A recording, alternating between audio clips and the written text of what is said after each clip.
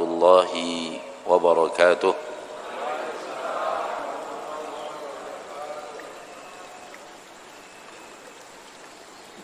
إن الحمد لله نحمده ونستعينه ونستغفره ونعوذ بالله من شرور أنفسنا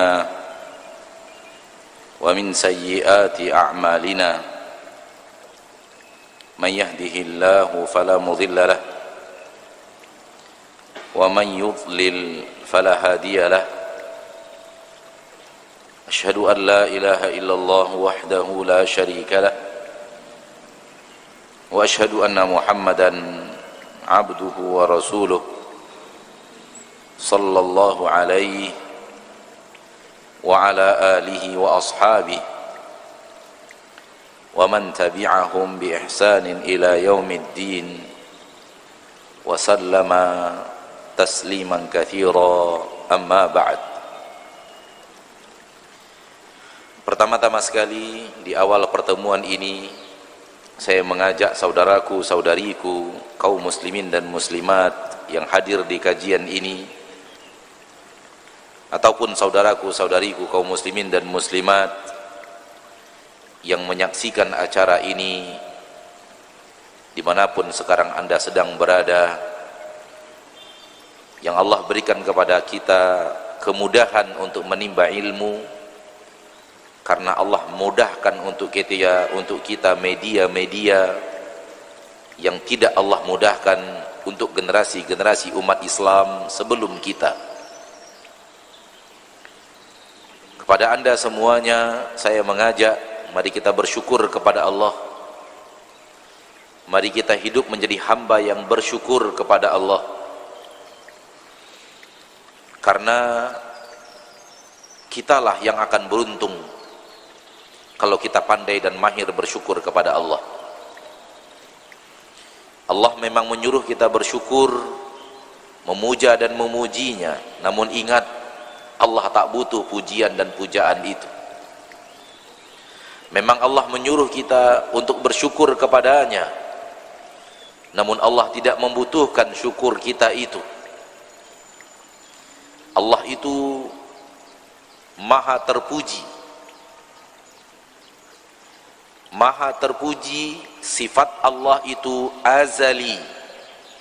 Bagi yang mempelajari sifat Allah subhanahu wa ta'ala, maka sifat Allah azali. Makna azali adalah tak berawal dan tak berakhir. Maka Allah maha terpuji dan azali. Allah terpuji sebelum semua makhluk ada, dan ketika semua makhluk diadakan, termasuk kita, dan ketika semua makhluk ini ditiadakan kembali dari makhluk-makhluk hidup, dan ketika makhluk-makhluk ini dihidupkan kembali untuk di alam akhirat,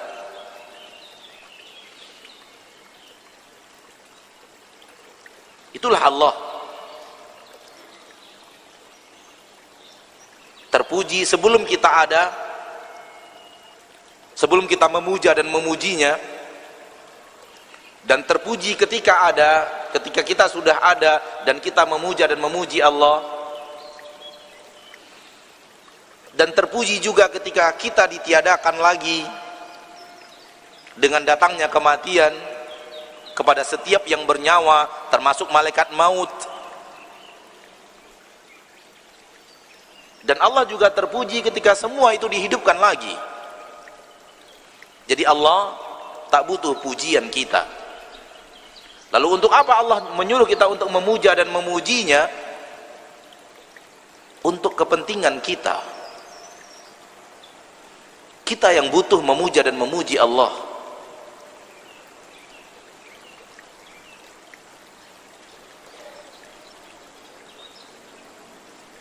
Mungkin sulit bagi Anda untuk memahami ini, tapi tidak sulit bagi orang yang rajin belajar tentang Allah.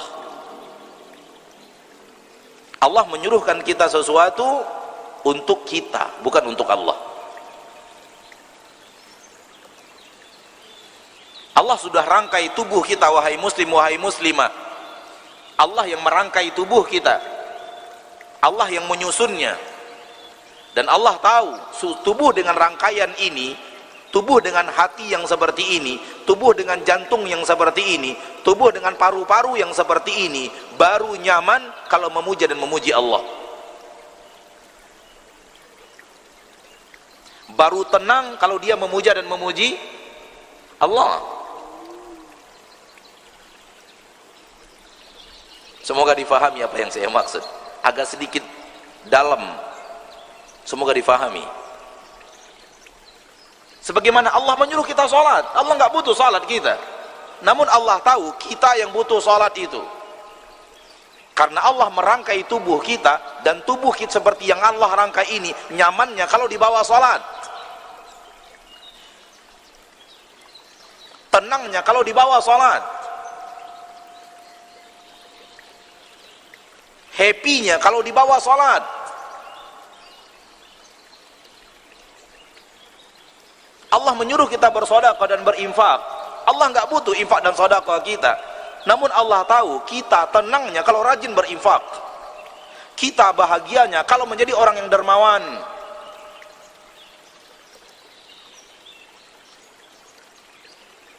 Oleh karena itu fahamilah bahwa Allah ketika menyuruh kita bersyukur bukan untuk kepentingan Allah. Allah mah nggak butuh kita. Allah berfirman di dalam sebuah hadis qudsi, ya ibadi, law anna awwalakum wa akhirakum wa insakum wa jinnakum kanu ala atqa qalbi rajulin wahidin minkum ma zada dzalika fi mulki syai'a. Wahai hamba-hambaku, sekiranya kalian dari yang awal sampai yang akhir, jin dan manusia semuanya berada di atas keimanan seperti keimanan orang yang paling beriman dari kalian. Siapa orang yang paling beriman? Siapa orang yang paling beriman? Siapa orang yang paling bertakwa? Rasulullah. Seandainya kalian, iman kalian, takwa kalian seperti orang yang paling bertakwa dari kalian, yaitu Nabi Muhammad SAW, yaitu semua manusia takwanya setakwa Nabi Muhammad sallallahu alaihi wasallam. Sekiranya demikian, kata Allah, ma zada dzalika fi mulki syai'a, sedikit pun takkan menambahkan kekuasaanku. Allah itu raja, tapi tak sama dengan raja-raja dunia. Raja dunia kalau tak ada yang memujinya hancur. Karena raja dunia butuh pujian orang-orang di sekitarnya. Kalau ada raja dunia, orang sekitarnya mencaci maki raja itu, raja apa ini?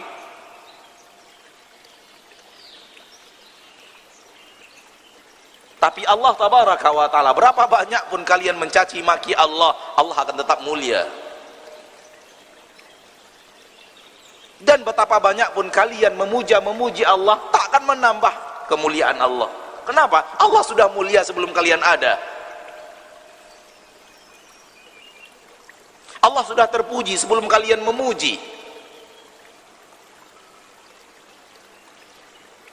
Allah tak butuh hambanya.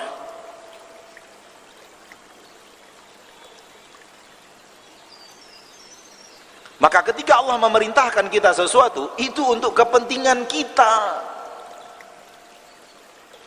Namun sayang, kita yang diberikan Allah sesuatu petunjuk untuk kepentingan kita, kita nggak mau. Kita mencari kepentingan kita yang lainnya, di tempat yang lainnya, yang bukan Allah turunkan.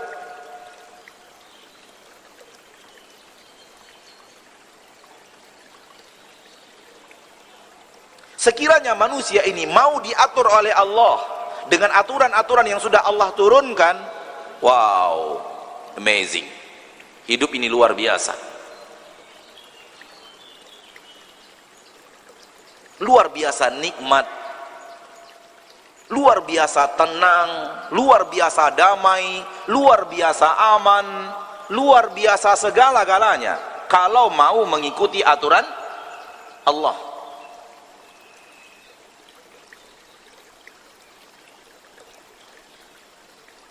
Amalkan satu hadis Nabi, amalkan. Tapi harus semuanya ngamalkan. Sak bumi-bumi semuanya, semua yang menghuni bumi ini mengamalkan satu hadis ini.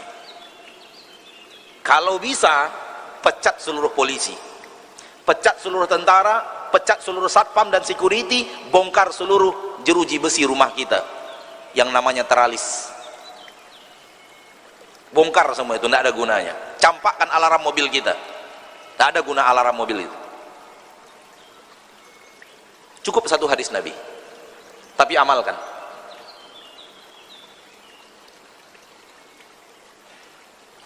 Sebegitunya Ustaz? Ya, sebegitunya hebatnya agama Islam ini. Hadis apa itu Ustaz? Rasulullah SAW bersabda dalam hadis yang sahih, diriwayatkan Imam Bukhari dan Muslim, al-muslimu man salimal muslimuna min lisanihi wa yadihi. Orang yang benar-benar Islam itu selamat orang lain, aman orang lain dari kejahatan lisannya dan kejahatan tangannya. Cukup satu hadis ini, namun amalkan. Seluruh penduduk bumi amalkan. Satu saja hadis Nabi Muhammad sallallahu alaihi wasallam amalkan. Saya mengatakan tadi, pecat seluruh tentara, nggak ada guna tentara. Pecat seluruh polisi, nggak ada gunanya pasukan pengamanan. Kenapa? Manusia sudah aman dari orang lain.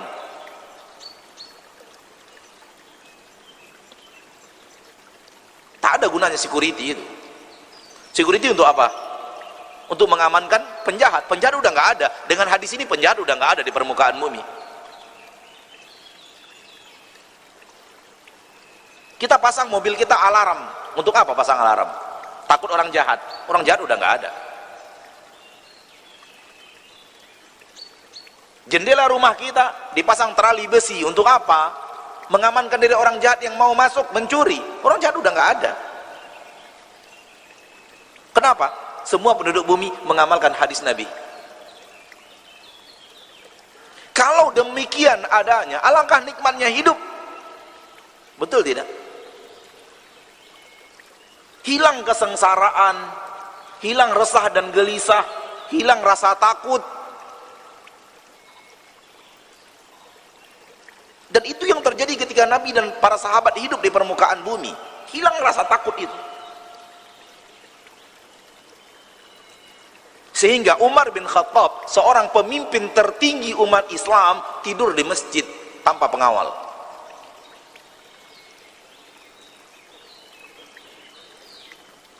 Kok bisa seorang pemimpin tertinggi tidur di masjid siang hari, orang lalu lalang merasa nyaman dan aman? Kok bisa? Ya bisa, karena mereka mengamalkan hadis Rasulullah sallallahu alaihi wasallam. Ketika itu datang utusan Romawi membawa pesan raja Romawi, cari-cari di kota Madinah, mana istananya pemimpin umat Islam ini. Mereka tahunya kalau pemimpin itu ada istananya, ada penjaga-penjagaan ketatnya, seperti yang mereka temukan di raja-raja mereka. Nggak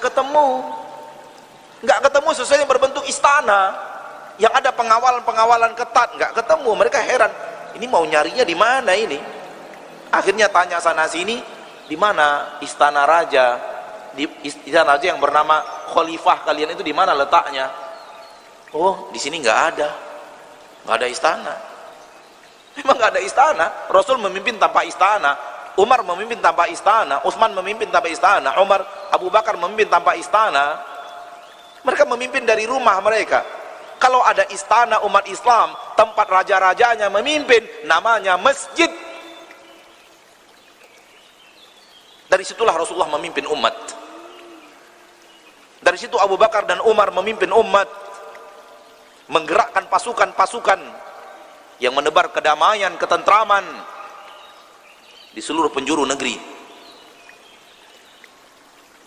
Lalu kemana saya harus mencari khalifah kalian? Kata mereka, sedang di masjid. Utusan Romawi pun pergi ke masjid mencari mana amir kalian, tuh lagi tidur. Diam, lagi tidur. Orang ini jarang tidur ini. Ini ketiduran, bukan sengaja tidur. Saking capeknya ngurus umat lagi ketiduran, ente diam. Biarkan dia bangun sendiri.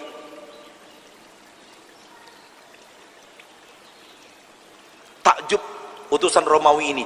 Seorang raja terkenal, ditakuti dunia, bisa tidur di masjid, di fasilitas umum, orang lalu lalang tanpa satu pun pengawal. Wow, apa ini? Di situ Islam masuk ke lubuk hatinya. Ini pasti gara-gara agama mereka yang bernama Islam itu. Sampai akhirnya Umar terbangun dan disampaikan kepadanya, antum dicari utusan Romawi.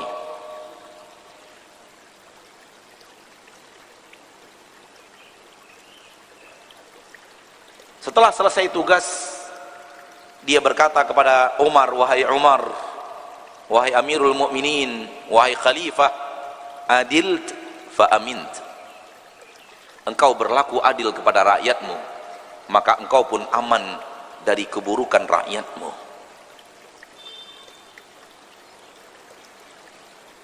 Kalimat yang masyhur.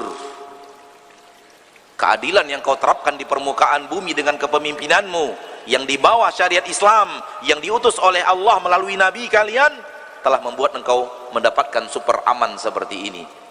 Tidur siang hari di fasilitas umum tanpa seorang pun pengawal dan Anda tidak ada rasa takut.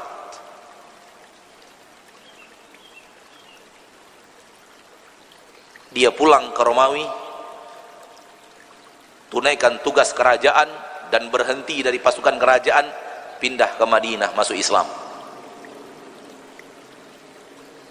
Saya hanya ingin mengatakan bahwa agama Allah turunkan agar membuat hidup kita aman dan nyaman. Agama Allah turunkan agar membuat hidup kita tentram, damai, sejahtera, penuh dengan kenikmatan. Cuman kita yang lari-lari. Allah bilang jujur, kita nggak mau jujur. Allah suruh amanah, kita nggak mau amanah. Allah katakan tinggalkan riba, riba kita geluti, seolah-olah nggak pakai riba bisnis nggak bakalan maju. Allah katakan tutup aurat, la ilaha illallah. Kayak apa umat Islam sekarang ini soal nutup aurat, sama tahu kita.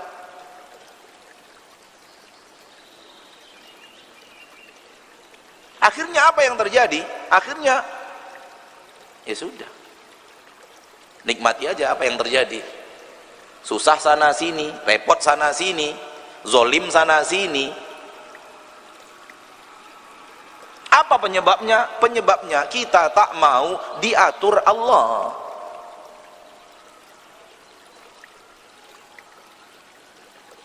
Enggak Ustaz, saya mau diatur Allah. Kamu sendiri nggak bisa mempengaruhi Indonesia. Indonesia harus dipengaruhi oleh angka mayoritas. Paham? 1 orang, 2 orang, 10 orang, 100 orang, 1000 orang, 1 juta orang mau mempengaruhi Indonesia? Nggak bisa. Walau ada 1 juta orang taat kepada Allah, mau diatur, nggak bisa untuk mempengaruhi 250 sampai 300 juta manusia yang hidup di bumi pertiwi ini. Harus ada angka mayoritas. Orang yang beriman dan beramal soleh itu harus mayoritas, baru bisa mewarnai. Karenanya Allah menyuruh nabinya pindah dari Mekah, karena Islam di Mekah minoritas, dipindahkan ke Madinah karena Islam di Madinah mayoritas.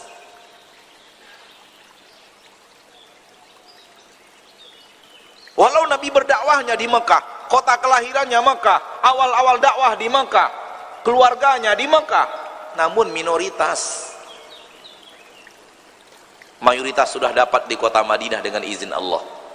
Allah pindahkan Nabi dan orang yang beriman dari kota Mekah ke kota Madinah, jadilah mereka mayoritas, jadilah mereka pemimpin. Maka ketika masuk Madinah, Rasul langsung jadi pemimpin.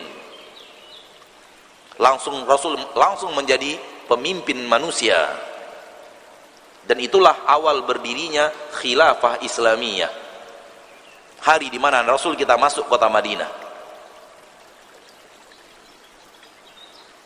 Dan khilafah Islamiyah yang didirikan Rasul bertahan 13 abad. Enggak sebentar bertahannya, Pak. 13 abad. Terakhir hancur di Turki.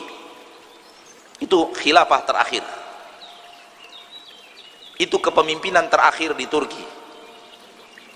1924 Masehi. 1924. Setelah itu hancur. Belum satu abad yang lalu. Butuh 2 tahun lagi untuk mencapai usia satu abad. Jadi orang-orang non muslim menguasai dunia ini belum 1 abad, Pak. Tapi petantang petentengnya luar biasa. Pongahnya luar biasa.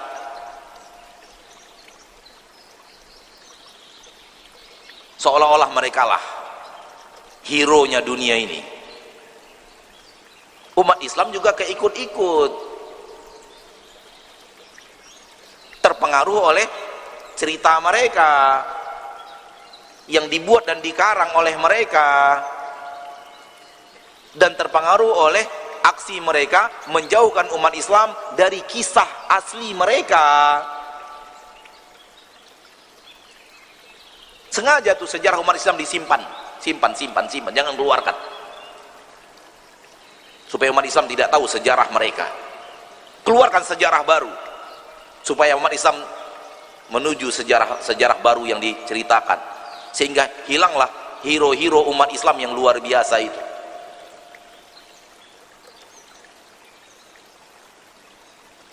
Saya terlalu jauh, saya nggak tahu kenapa saya bicara itu.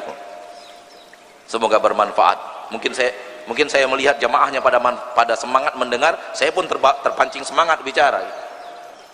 Saya bisa melihat semangat di mata antum. Jadi saya pun terbawa arus semangat di mata itu. Semoga bermanfaat. 13 abad, 1300 tahun ini dunia dalam genggaman kita. Baru pindah 1 abad, belum 1 abad, sebentar, butuh 2 tahun lagi untuk 1 abad. Itu dunia di genggaman yang bukan kita. Itu pun pindah-pindah, Pak. Enggak satu posisi. Dikuasai ini, kemudian hancur dikuasai ini, kemudian hancur dikuasai ini, kemudian hancur dikuasai Nazi, kemudian hancur dikuasai ini. Jepang mulai bangkit, dihancurkan supaya tidak menguasai, karena mereka lihat, wah gawat ini Jepang ini, dihancurkan sekalian supaya tidak menguasai dunia. Itu yang kita kenal dengan sejarah bom Hiroshima dan Nagasaki. Karena mereka melihat ini Jepang kalau dengan gaya seperti ini gampang menguasai dunia, dan mereka tidak mau dikuasai. Maka sekutu menghancurkan Jepang agar Jepang tidak menguasai dunia. Karena ternyata tentara Jepang lebih heroik.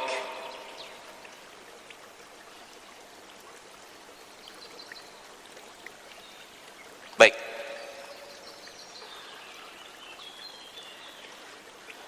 Kembali kita coba larikan kepada tema kita di malam hari yang berbahagia ini. Kejarlah janji-janji Allah. Allah ketika memerintahkan Anda sesuatu, Allah janjikan sesuatu yang lebih hebat untuk dirimu.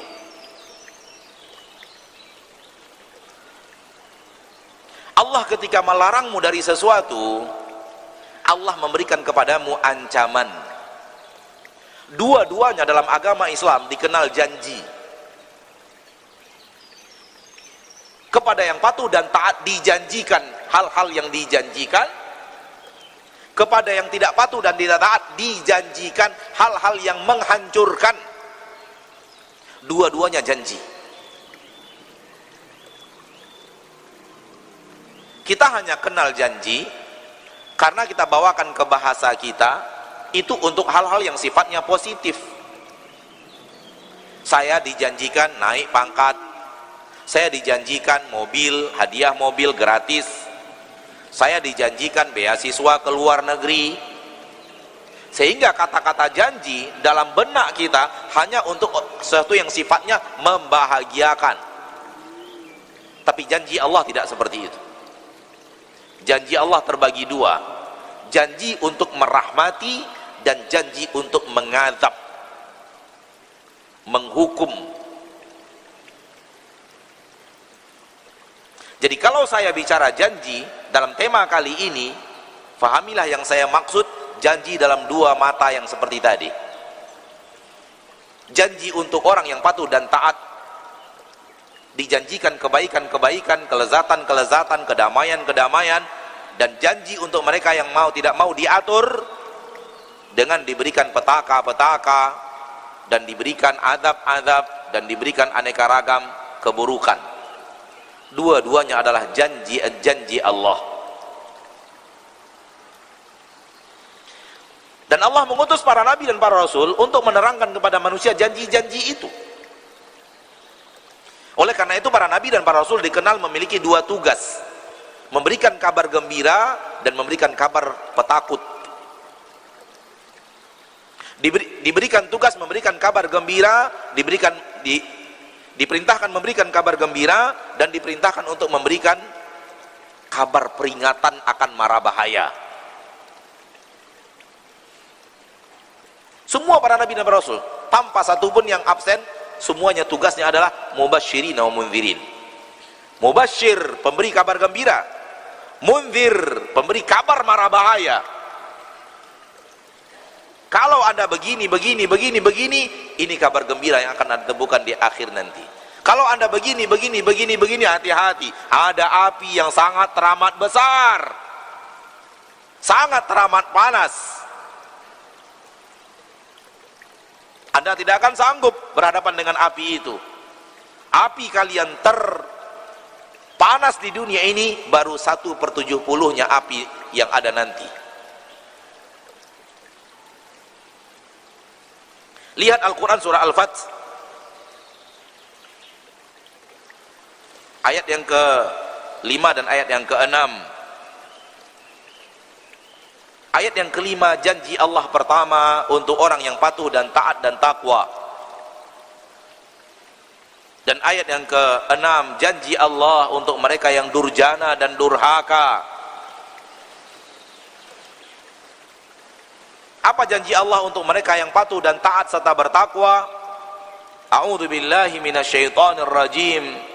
Liyudkhilal mu'minina wal mu'minati jannatin tajri min tahtihal anhar khalidina fiha wa yukaffir anhum sayyi'atihim wa kana dhalika 'indallahi fawzan 'azima. Allah berjanji untuk memasukkan orang-orang yang beriman, baik laki-laki ataupun wanita. Allah berjanji untuk memasukkan mereka ke dalam surga yang mengalir di bawahnya sungai-sungai. Mereka kekal di dalamnya untuk selama-lamanya. Dan Allah berjanji mengampunkan dosa dan kesalahan mereka. Wa kana dzalika 'indallahi fawzan 'azima. Yang demikian itu di sisi Allah merupakan kejayaan yang sangat teramat besar, kemenangan yang sangat teramat besar, keberuntungan yang sangat teramat besar.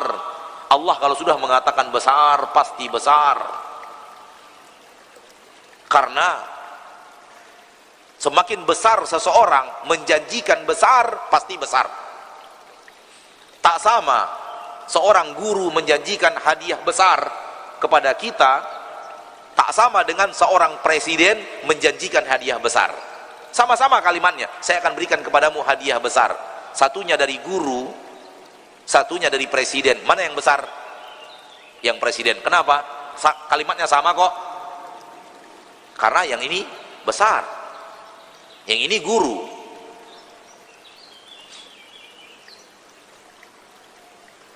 Kalau dijanjikan hadiah besar oleh Presiden Indonesia, lalu dijanjikan hadiah besar oleh Raja Arab Saudi, mana yang besar?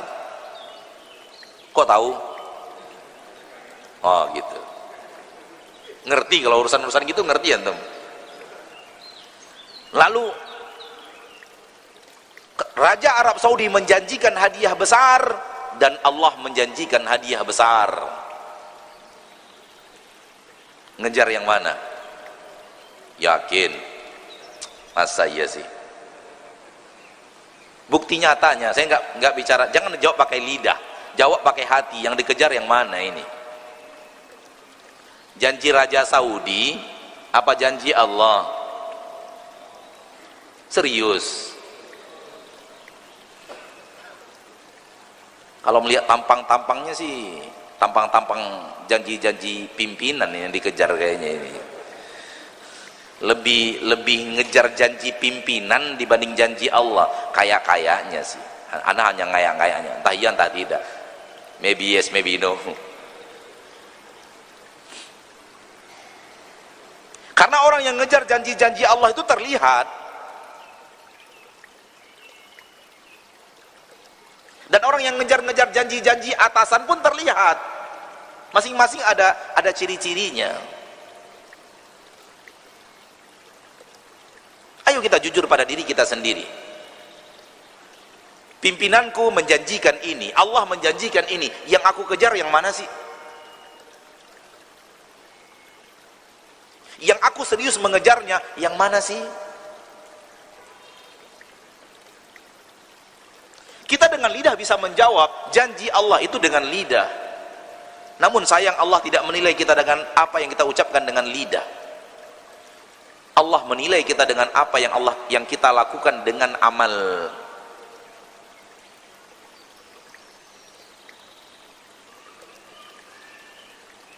Kalau memang lidah kita sesuai dengan amal kita, fabiha wa ni'mat, alangkah hebatnya. Namun kalau apa yang kita ucapkan dengan lidah kita sekarang ini tak sesuai dengan apa yang kita lakukan dengan amalan kita, saatnya kita introspeksi diri lagi. Kenapa yang saya ucapkan tak sesuai dengan apa yang saya amalkan? Apakah saya orang munafik yang lisannya tak sama dengan amalnya, yang apa yang dia keluarkan dengan lisan tak sesuai dengan apa yang ada dalam isi hatinya?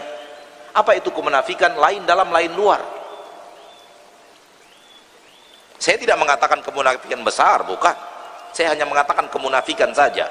Kemunafikan itu adalah lain luar, lain dalam. Oleh karena itu Nabi mengatakan ciri-ciri orang munafik ada 3. Kalau bicara dusta, kenapa? Lain luar, lain dalam. Kalau berjanji, ingkar janji, kenapa? Lain luar, lain dalam.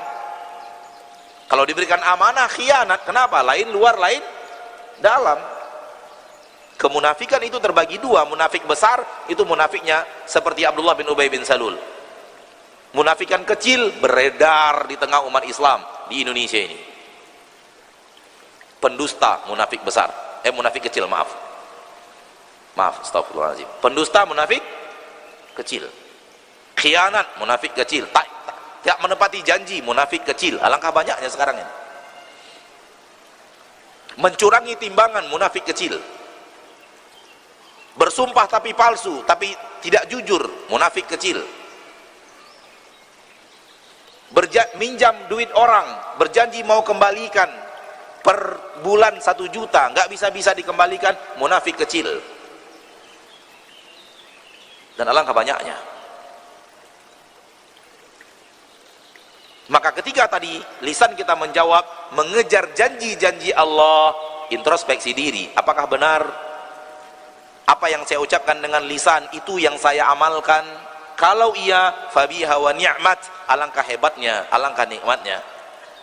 Namun kalau tidak, introspeksi diri, jangan-jangan saya adalah orang munafik kecil.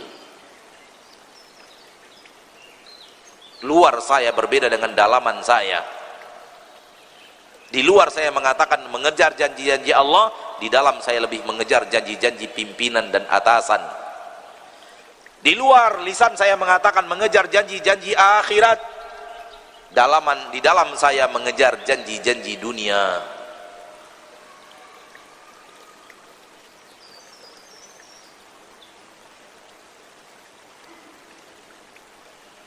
Baik, ayat yang ke-6. Apa janji Allah berikutnya? Janji Allah berikutnya di ayat yang ke-6, wa yu'adzibal munafiqina wal munafiqat. Allah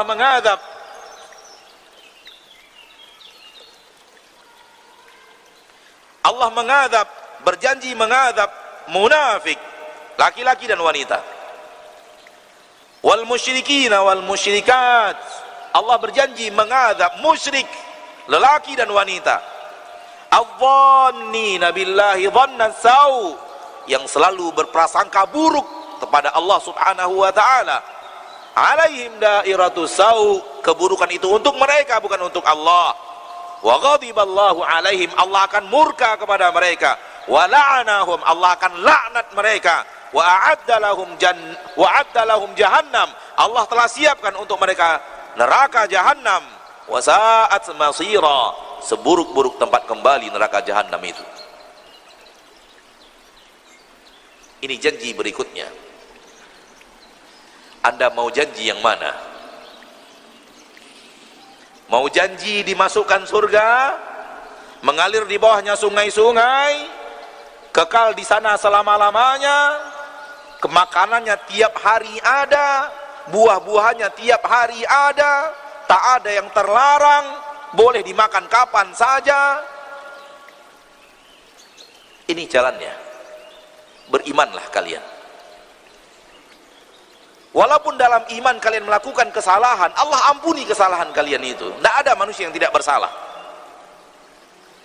Setelah wafatnya Rasul, tak ada manusia yang lepas dari dosa, termasuk Abu Bakar. Kalau Abu Bakar saja pasti berdosa, apalagi Abu Bakri, apalagi Umar Bakri, apalagi hidup 1400 tahun setelah Rasul wafat, hidup di serba banyak maksiat, hidup di godaan-godaan maksiat, keluar rumah pulang rumah mustahil tak ada kesalahan. Hampir mustahil. Antum penduduk Jakarta sekarang ini, sayang penduduk,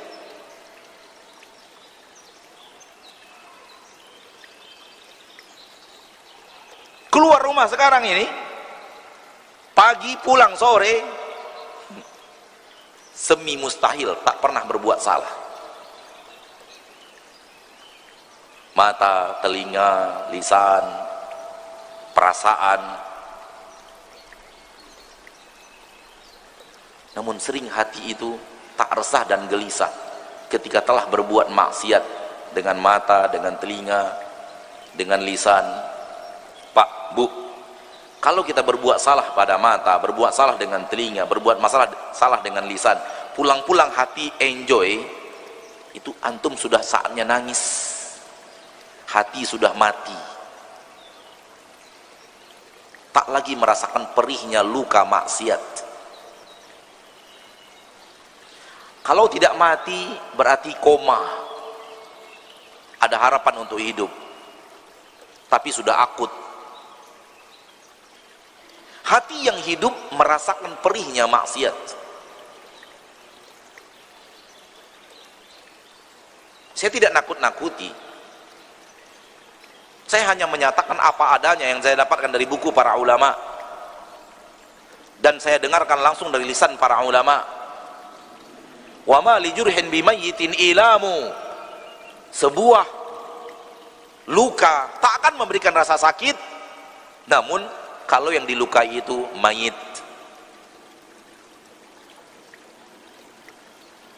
Harusnya hati yang hidup, hati yang masih hidup, hati yang hidup dengan agama Allah, hati yang hidup dengan ketaatan kepada Allah, kalau dia keluar berbuat maksiat, pulang terasa sakitnya maksiat itu, terasa pedih maksiat itu.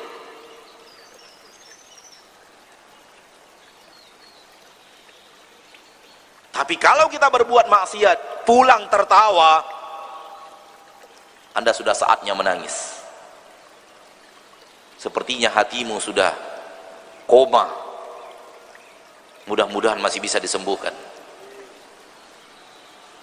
Atau bahayanya kalau hati itu sudah mati, sehingga tak lagi merasakan pedihnya melanggar aturan Allah, pedihnya melanggar aturan Rasulullah sallallahu alaihi wasallam.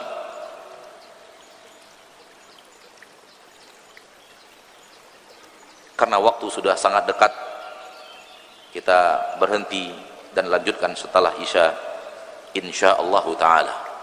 Sallallahu wasallam wa baraka wa an'ama ala abdihi wa rasulihi Muhammad walhamdulillahi rabbil alamin. Rabbil alamin. Wassalatu wassalamu ala asyrafil anbiya'i wal mursalin wa ala alihi wa sahbihi ajma'in. Asyhadu an la ilaha illallah wahdahu la syarika lah wa asyhadu anna Muhammadan abduhu wa rasuluh sallallahu alaihi wa ala alihi wa ashabihi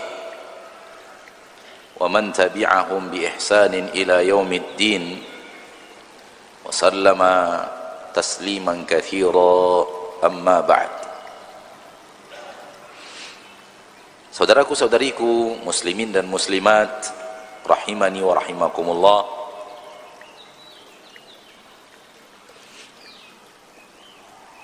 janji-janji Allah di dalam Al-Quran begitu banyak.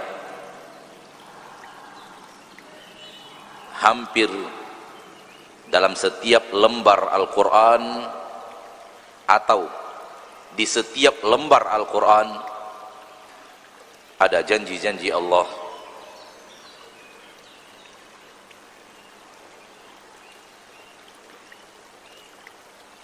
Oleh karena itu, orang yang benar-benar membaca Al-Quran dan mengerti apa yang dia baca selalu mendapatkan janji-janji itu, selalu mendengarkan janji-janji itu,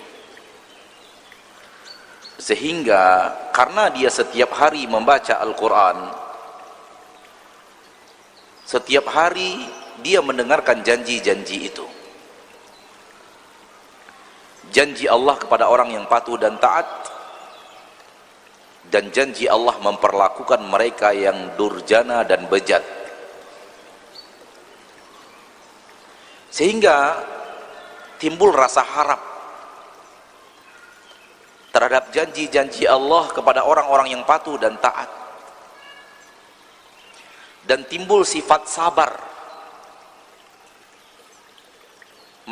menghadapi rintangan-rintangan berbuat baik demi mengharapkan janji-janji Allah. Berkata salah seorang ulama dunia abad ini, kalau bukan karena janji-janji Allah di dalam Al-Quran, kita tidak kuat berhadapan dengan rintangan zaman. Namun yang membuat kita kuat janji-janji Allah.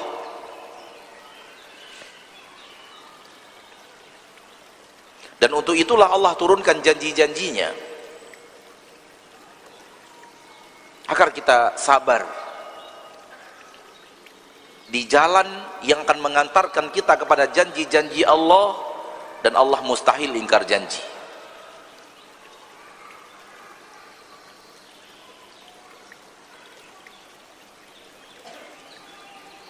Timbul sifat berharap terhadap janji-janji Allah, dan timbul sifat takut terhadap janji-janji Allah. Kembali kepada materi tadi, janji yang kita maksud dalam pengajian ini adalah kedua-dua janji. Janji Allah memperlakukan orang yang taat, dan janji Allah melakukan sesuatu untuk hamba yang bejat.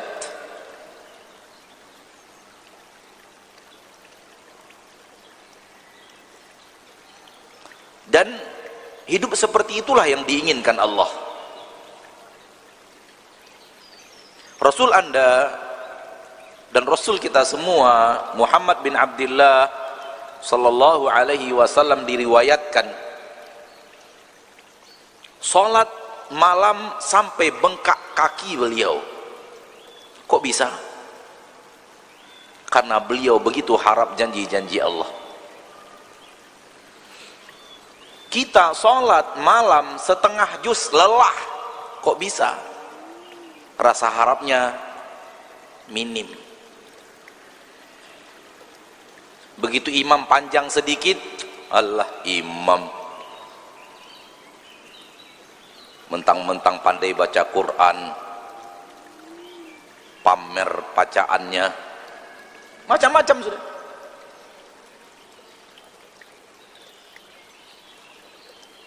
Karena sukanya kita itu imam membaca apa? Inna a'tainakal kautsar wal 'asri innal insana lafi khusrin. Giliran imam sudah membaca abasa wa tawalla, bakalan nih.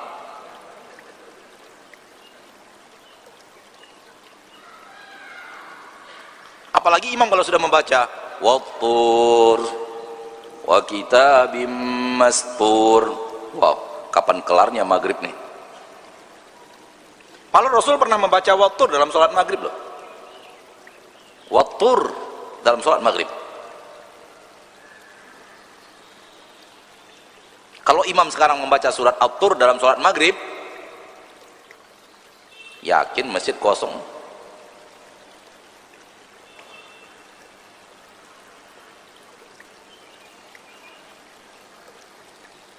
Seorang sahabat, Rasul sedang sholat malam, nggak ada janjian, Rasul sholat malam, beliau datang langsung jadi makmum, ingin sholat malam bersama Rasul. Ketepatan Rasul ingin panjang sholat malamnya. Apa kata sahabat ini? Rasul membaca surah Al-Baqarah. Saya mengira 100 ayat Rasul akan ruku'. Ternyata 100 ayat lewat. Saya mengira Al-Baqarah dibagi dua, ya sekitar 150 rakaat pertama, sisanya rakaat yang kedua. Ternyata setelah setengah Al-Baqarah Rasul masih baca. Saya mengira akhir surah Al-Baqarah Rasul akan ruku, ternyata nyambung surat An-Nisa. Setelah selesai surat An-Nisa nyambung surat Ali Imran. Begitu hadisnya, begitu susunannya. Oleh karena itu kita sesuaikan dengan susunan yang ada di hadis itu. 3 surat terpanjang di dalam Al-Quran, 1 rakaat. Setelah selesai Al-Baqarah, An-Nisa, Ali Imran, baru Rasul rukul. Bacaan beliau, kata sahabat itu, bacaan yang tidak cepat dan tidak juga lambat. Bisa aja surah Al-Baqarah itu tapi terlalu ngebut. Bismillahirrahmanirrahim. Alhamdulillahirabbil alamin arrahmanirrahim maliki yaumiddin. Iyyaka na'budu wa iyyaka nasta'in. Ihdinas siratal mustaqim siratal ladzina an'amta 'alaihim ghairil maghdubi 'alaihim waladdallin. Amin. Bismillahirrahmanirrahim. Alif lam mim. Dzalikal kitabu la raiba fihi. Enggak jelas bacaan imamnya udah.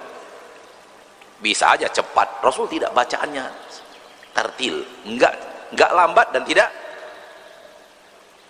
cepat, tidak lambat. Bacaan sedang. Tadwir dalam bahasa ahli-ahli qiraat. Setiap bertemu surga, minta surga kepada Allah. Setiap bertemu ayat surga, minta surga kepada Allah 3 kali. Setiap bertemu ayat neraka, minta perlindungan kepada Allah dari neraka 3 kali. Begitu terus sepanjang surat itu. Kenapa bisa ya? 1 rakaat 3 surat terpanjang dimbat sekaligus. 1 rakaat. Sampai-sampai sahabat ini bilang, sampai saya punya niat buruk. Muridnya bertanya, niat buruknya apa? Saya ingin tinggalkan Rasul sholat, saya keluar udah.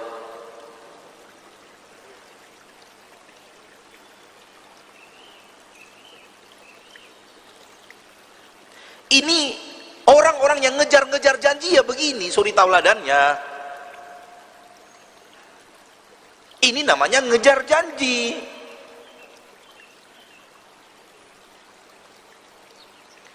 Adapun yang sholat subuhnya pakai waktu duha, udahlah sholat subuh, habis bangun tidur, lagi segar-segarnya, surat yang dibaca waktu duha. Loh kok? Memang sholat subuh itu 2 rakaat memang. Beda sholat asar sama sholat zuhur yang 4 rakaat, tapi 2 rakaat sunnahnya panjang-panjang. Ini sunnah sholat asar dibawa ke sholat subuh.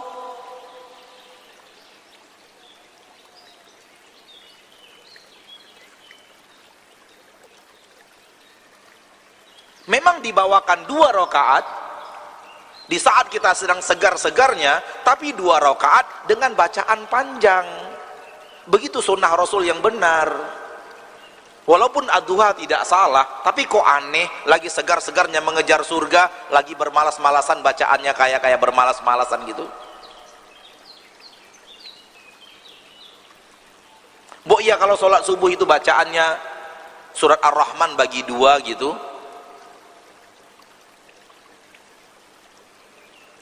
Sholat kalau sudah di belakang imam yang bacaannya tepat dan benar, wah nikmat Pak, nikmat.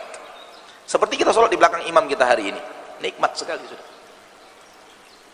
Bacaannya benar, tajwidnya benar, makharijul hurufnya benar, panjang pendeknya benar, pengucapan dotnya benar, wah nikmat. Dan orang-orang seperti beliau ini kalau dengar antum baca Al-Quran geleng-geleng ini, salah sana sini, salah sana sini, salah dalam tafkhimnya, salah dalam tarqiqnya, salah dalam idghamnya, salah dalam matnya, salah dalam berhentinya, banyak kali salahnya.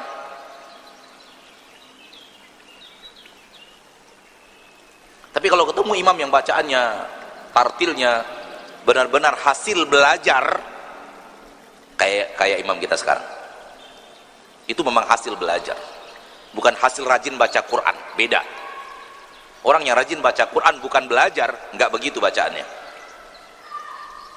tapi belajar itu. Saya yakin beliau belajar, entah di mana belajarnya saya nggak tahu, tapi hasil belajar itu. Hasil banyak salah dulunya dibenerin, akhirnya benar semua sekarang.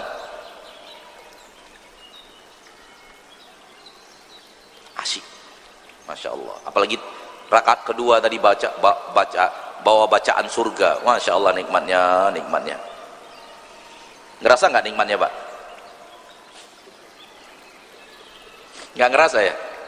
Karena nggak paham.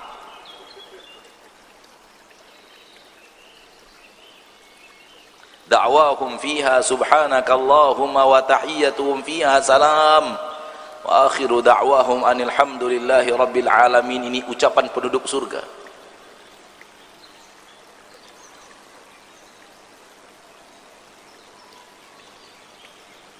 Kita sudah kehilangan indahnya salat karena kita kehilangan kemampuan memahami bacaan salat.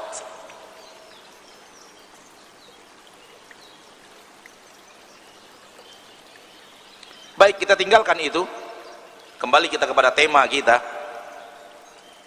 Allah sudah berjanji dan janjinya sudah kita ucapkan, sudah kita bacakan, maaf, di dalam ayat tadi, dan banyak lagi janji-janji Allah yang seperti senada dengan itu di dalam Al-Quran, bertebaran di aneka ragam surat di dalam Al-Quran. Allah bicara surga, setelahnya Allah bicara neraka. Allah bicara neraka, setelahnya Allah bicara surga. Allah bicara rahmat, setelahnya Allah bicara azab. Allah bicara azab, setelahnya Allah bicara nikmat. Dan di antaranya ayat yang kita hafal, Al-Qari'ah, mal Qari'ah, wa ma adraka mal Qari'ah, yauma yakunu an-nasu kal farashil mabthuth wa takunu al-jibalu kal 'ihnil manfus fa amma man thaqulat mawazinuh. Mulai janji itu, amma man thaqulat mawazinuh, yang catatan amalnya banyak dan berat daripada timbangan amal maksiat, fahuwa fi 'ishatir radiyah. Janji Allah, dia akan hidup dalam kehidupan yang nyaman, diridhoi, dan dia ridho dengan kehidupan itu. Itu janji. Sebaliknya, wa amma man khaffat mawazinuh, adapun orang yang ringan timbangan amal solehnya, berarti yang berat timbangan apa? Amal maksiatnya. Hati-hati. Ayat ini berlaku untuk muslim, bukan berlaku untuk kafir. Karena kafir nggak ada amal soleh. Yang ada amal soleh hanya mukmin. Karena orang kafir apapun yang dia amalkan tak ada artinya, nihil. Begitu Allah mengatakan di dalam Al-Quran. A'maluhum kasarab, Amal mereka bagaikan fata morgana, kayak ada, didatangi nggak ada. Wa qadimna ila ma amilu min amal faj'alnahu haba'an manthura. Kami datangkan amal-amal mereka ketika di dunia, mereka berharap wah ini amal kami, lalu kami jadikan debu yang berterbangan. Jadi orang kafir nggak ada amal solehnya. Yang ada amal soleh itu orang mukmin, orang muslim. Namun ada orang muslim amal solehnya ringan, amal maksiatnya nggak ketulungan. Ayat ini bicara itu. Wa amma man khaffat mawazinoh, orang-orang yang timbangan amal solehnya ringan, karena yang berat amal tolehnya. Toleh itu lawan soleh. Fa ummuhu hawiyah, dia hanya akan dirangkum, dipeluk oleh neraka hawiyah yang akan mendekapnya, memeluknya bagaikan ibu tempat dia kembali. Fa ummuhu, dan ibunya hawiyah, ibu itu sering memeluk kita, keharibaannya. Ibu itu tempat kita kembali, kemanapun kita pergi, terbangnya, pulangnya ke ibu. Betul tidak?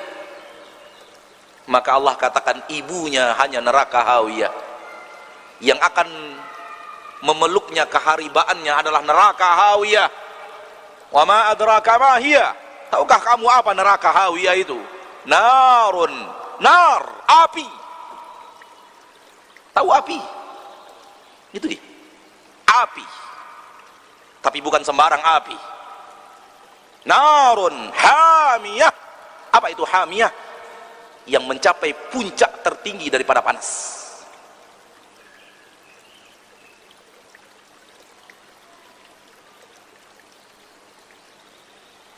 Api puncak tertinggi di panasnya di dunia itu baru 1/70 panasnya neraka jahanam. Sanggup masuk api?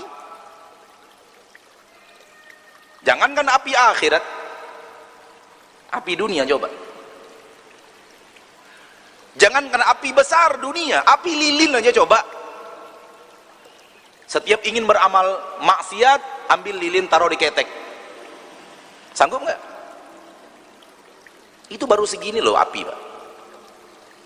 Dan itu pun baru api dunia, api yang ada panas.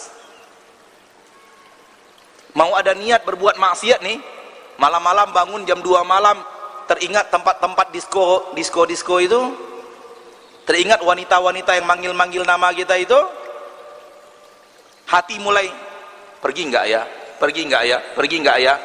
Setan, wah pergi aja, Allah maha pemaaf. Setan gitu tuh, Pak. Allah maha pemaaf digunakan untuk sarana ngajak kita maksiat. Betul, Allah maha pemaaf, tapi bukan untuk orang yang pergi ke diskotik. Allah maha pemaaf itu untuk orang yang sujud minta maaf, padanannya nggak pas, rekanannya nggak pas. Dan itu kerjaan syaitan, ambil ini dipasangkan di sini, hasilnya salah. Kepada siapa Allah janjikan ampunan? Kepada orang yang taubat. Kalau Anda taubat, Allah janjikan ampunan. Bukan kepada orang yang mau maksiat. Bisa paham nggak sih? Kepada orang yang mau maksiat, yang ada ancaman. Jangan coba-coba dugem.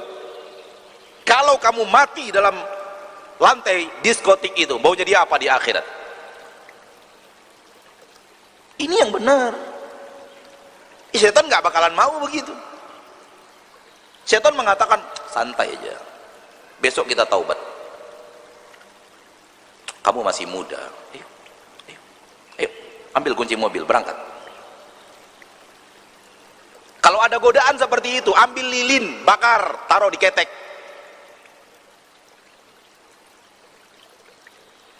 Sanggup nggak? Kalau nggak sanggup, lebih parah lagi api akhirat.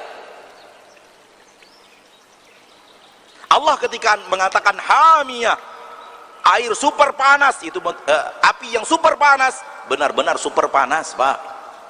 Allah nggak main-main ngancam kita. Panas lu, super panas. Pernah menyaksikan rumah 30 dilalap si jago merah? Pernah ada di tempat kejadian itu? Berani nggak mendekat? Kalau mendekat saja tidak berani, bayangkan kalau kita berbuat maksiat lalu masuk neraka, di tengah kobaran api itu kita di dalamnya. Dan itu baru 1/70.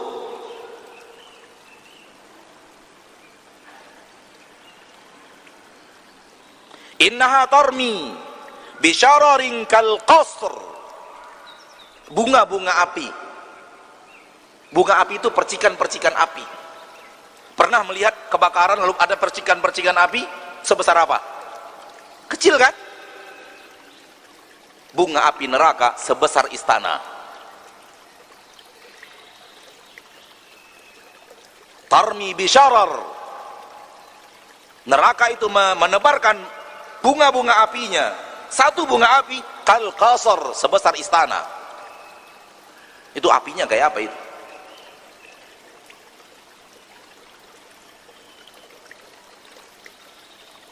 Hal ataka hadithul ghashiyah wujuhu yawma idzin khashi'ah 'amilatun nasibah tasla naran hamiyah. Dia masuk neraka yang sangat panas.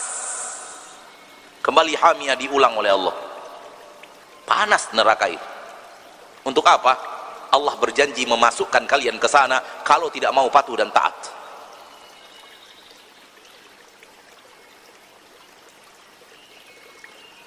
Tusqa min ainin aniyah. Lalu kalian diberi minum dengan air yang aniyah. Kalau kita buka surat terjemahan Al-Quran surah Al-Ghashiyah, air aniyah diterjemahkan air yang panas. Terjemahannya sudah benar walau belum sempurna. Karena aniyah bahasa Arab berasal dari kata-kata ana yakni, yang bermakna telah tiba waktunya.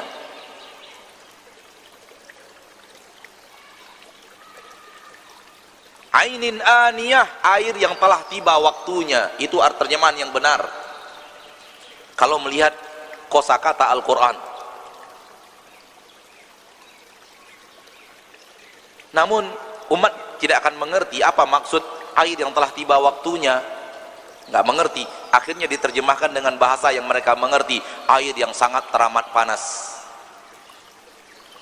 Tahu apa air yang telah tiba saatnya? Air itu air yang Allah siapkan untuk diminum penduduk neraka jahanam, yang telah tiba waktunya untuk diminum. Kenapa telah tiba waktunya untuk diminum? Karena air itu Allah panaskan semenjak Allah menciptakan langit dan bumi. Semenjak Allah ciptakan langit dan bumi, air untuk diminum penduduk neraka jahanam sudah dipanaskan semenjak itu. Sekarang sedang dipanaskan masih. Terjadi kiamat masih dipanaskan air itu. Berkumpul kita di padang mahsyar masih sedang dipanaskan air itu. Sudah mulai masuk penduduk neraka jahanam, saatnya diminum. Tiba saatnya untuk diminum. Ngeri, ngeri Pak. Itu yang membuat kudu kita merinding kalau baca Al-Quran. Itu yang membuat kita ngeri berbuat maksiat, karena diancam oleh Allah. Allah janjikan kasih anda minum ya air yang seperti ini. Allah nggak main-main. Orang yang sudah diancam kayak begini masih ketawa ketiwi di atas maksiat, ini orang apa ini?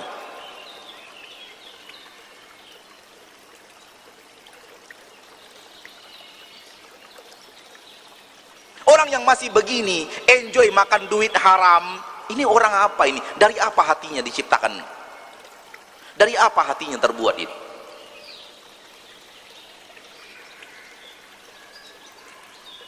ancaman Allah di dalam Al-Quran, nggak peduli.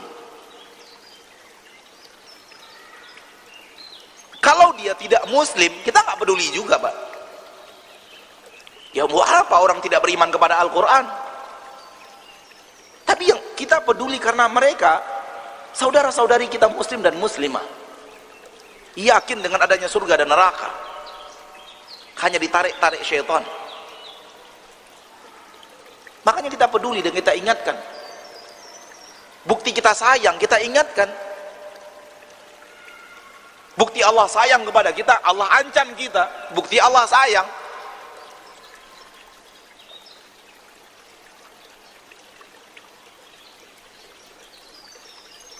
Orang kafir ketika dikatakan kepada mereka ayat-ayat tentang akhirat, tentang surga, tentang neraka, mereka katakan dalam Al-Quran surah Al-Mu'minun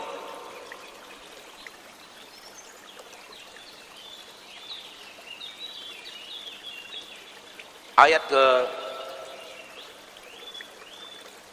34, 35 dan 36, 35, 36 dan 37. Apa kata mereka? Aya'idukum annakum idza mittum wa kuntum turaban wa idhaman annakum mukhrajun? Muhammad janjikan kepada kalian kalau kalian mati lalu menjadi tanah, lalu kalian menjadi tulang belulang yang hancur berantakan, Muhammad janjikan kalian dibangkitkan lagi ya? Kata orang kafir Quraisy. Haihata haihata lima tu'adun. Enggak bakal itu. Enggak bakalan ada itu. Apa yang dia janjikan kepada kalian itu enggak bakalan terjadi. Mereka enggak percaya. In hiya illa hayatuna dunya namutu wa nahya wa ma nahnu bimab'utsin. Kehidupan yang ada hanya dunia ini, enggak ada yang lain. Kita mati, kita hidup, kita mati di sini. Wa ma nahnu bimab'utsin. Kita nggak akan dibangkit-bangkitkan lagi. Muhammad itu pendusta. In huwa illa rajulun iftara 'ala Allahi kadhiba wa ma nahnu lahu bimu'minin. Dia lelaki yang berdusta atas nama Allah. Kami nggak akan mempercayai dia.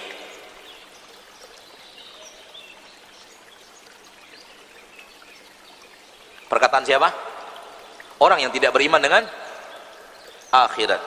Perkataan orang munafik, lihat. Di dalam Al-Quran surah Al-Ahzab ayat 12. Wa idh yaqulul munafiquna walladzina fi qulubihim maradun ma wa'adana Allah wa rasuluhu illa ghurura. Berkata orang munafik dan orang-orang yang di hatinya ada penyakit dari orang yang beriman. Ma wa'adana Allah wa rasuluhu illa ghurura. Yang Allah janjikan kepada kita dan Rasul janjikan kepada kita janjian-janjian dusta. Janjian-janjian kosong, tipuan aja, tidak benar. Lalu mereka mengatakan kepada Nabi tercinta, kepada para sahabat, wa yaquluna mata hadzal wa'du in kuntum shadiqin. Surah Al-Mulk ayat 25. Kalau memang janji itu benar, kapan janji itu terjadinya? Kapan? Ini nantangin Allah, nantangin Rasul. Kalian janji-janji aja kami diazab. Kapan coba janji itu datang? Kalian menjanjikan ada hari kiamat besar, kapan datangnya? Ayo datangkan kalau memang kalian benar. Kalau engkau jujur wahai Muhammad adanya hari kiamat, gak usah nanti, datangkan sekarang. Begitu kata orang Quraisy kepada Rasul kita tercinta Muhammad sallallahu alaihi wasallam. Ente dusta. Ente menyihir kita dengan kata-kata yang ente bacakan. Sesuatu yang ente katakan wahyu, ente karang-karang, itu sihirmu wahai Muhammad. Kamu menyihir orang-orang dengan bahasamu.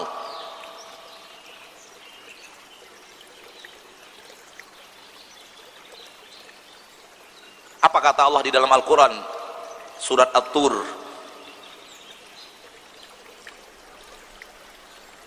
Alladzina hum fi khawdi yal'abun. 12, 13, 14, 15, 16 dari surat At-Tur.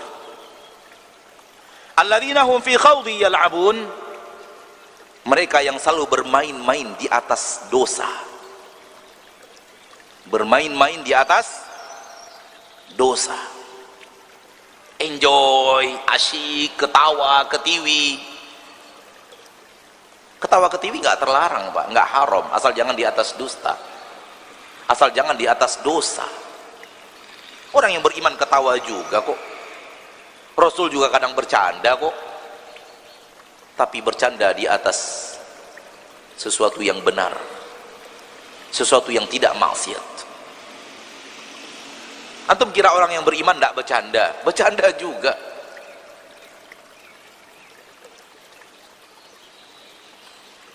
Namun mereka bermain-main di atas dosa dan maksiat.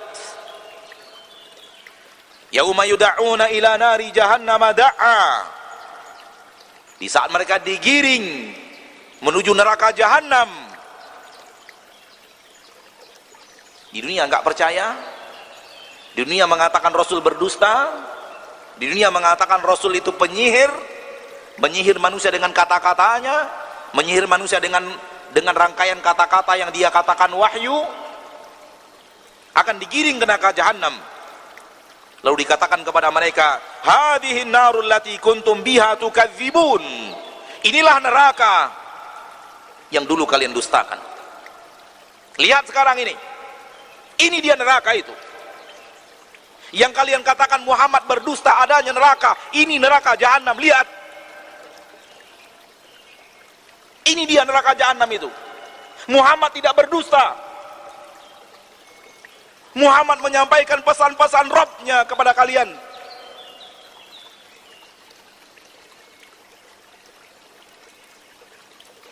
Apa sihrun hadha? Apakah ini sihir? Sihir ini? Tuh dia neraka jahanam, lihat. Sihir. Seperti yang kalian katakan Muhammad menyihir.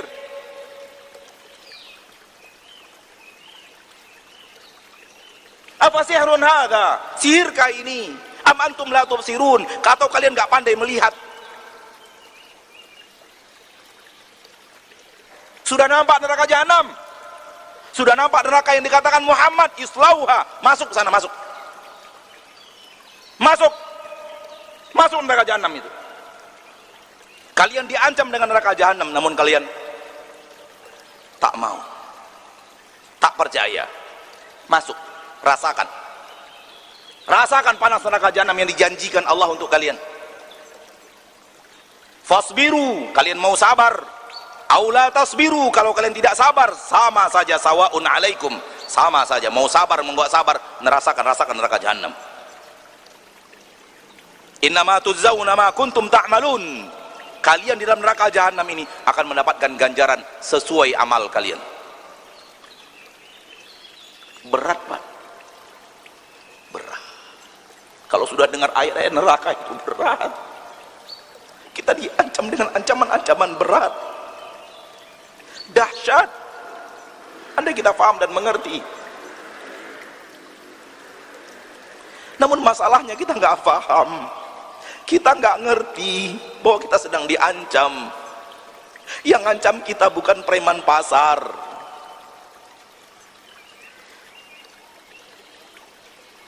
Yang ngancam kita bukan mafia. Yang ngancam kita Allah, yang maha pengasih lagi maha penyayang. Kalau yang maha pengasih maha penyayang sudah ngancam, itu ancaman berat.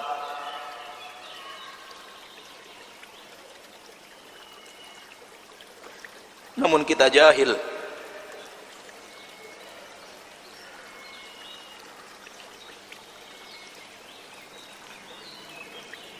Allah musta'an.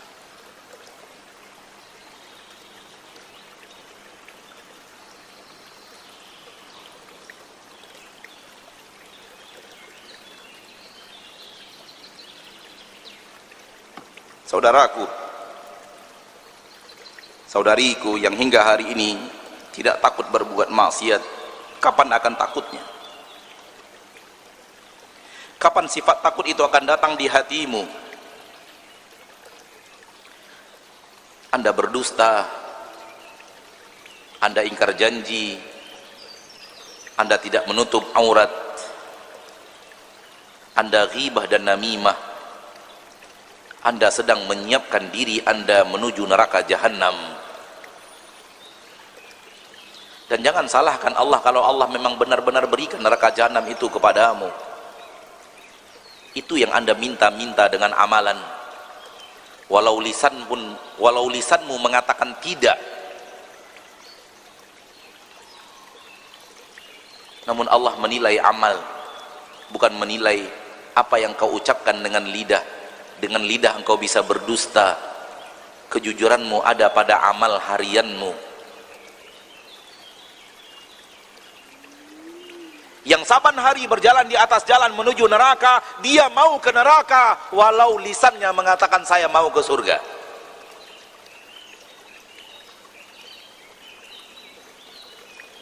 Tiap hari mengumbar aurat,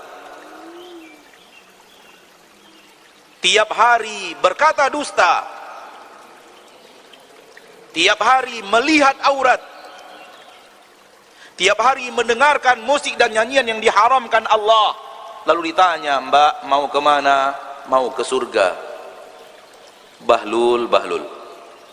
Itu bukan jalan ke surga. Itu bukan jalan ke surga. Salah jalan. Itu jalan ke neraka. Tiap hari mengumbar aurat, jalan ke neraka. Tiap hari berdusta, jalan ke neraka. Tiap hari melihat aurat, jalan ke neraka. Tiap hari ingkar janji, jalan ke neraka. Bagaimana mungkin Anda menempuh jalan ke neraka lalu Anda katakan saya mau ke surga? Salah alamat.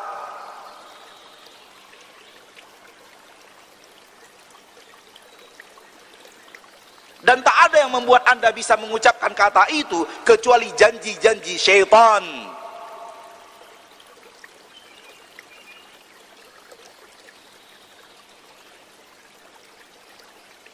Kalau mengikut janji-janji Allah, tidak begitu ayatnya, tidak begitu pengamalannya. Kalau janji Allah Anda mengumbar aurat, berarti Anda mau neraka. Siapkan dirimu untuk ke neraka. Berarti Anda yang pilih neraka. Karena yang memilih jalan ke surga tutup aurat. Anda yang setiap hari berdusta, Anda yang setiap hari mencurangi timbangan di pasar, Anda sedang mau ke neraka. Walaupun ketika mencurangi timbangan itu Anda pakai jilbab, Anda pakai kupiah haji, namun mencurangi timbangan, Pak Haji sedang ke neraka.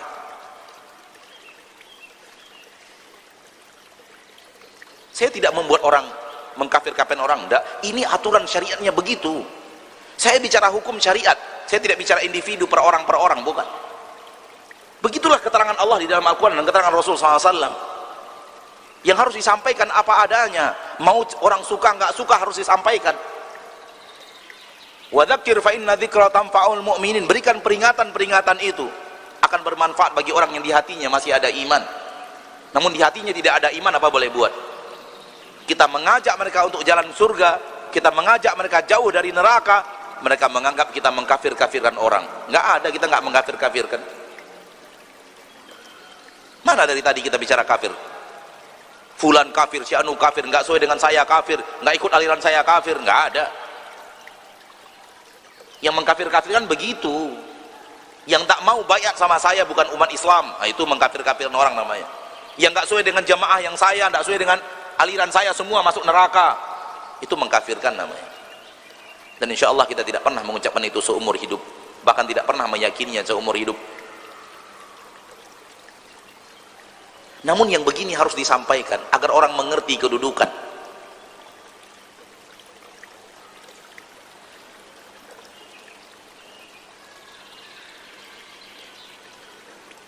Nabi menyebutkan janji atau sumpah ghamus, sumpah palsu. Dia mengatakan demi Allah, tapi dia berdusta. Namanya al-yaminul ghamus, sumpah yang menenggelamkan.